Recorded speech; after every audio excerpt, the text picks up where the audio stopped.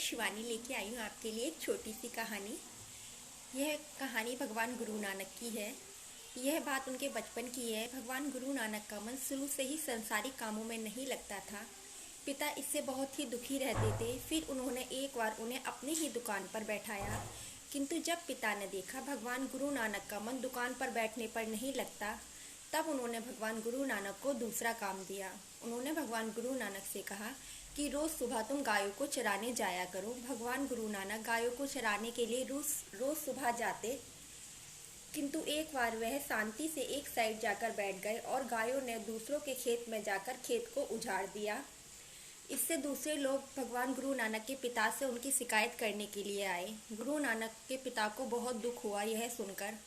उसके बाद उन्होंने गुरु नानक को खेत पर भेजा और उनके हाथ में छोटे छोटे कंकड़ दिए और कहा, जब चिड़ियाओं का झुंड खेत पर आए तब उन्हें कंकड़ मारकर उड़ा देना, जिससे कि वह दोबारा इस खेत पर ना आए।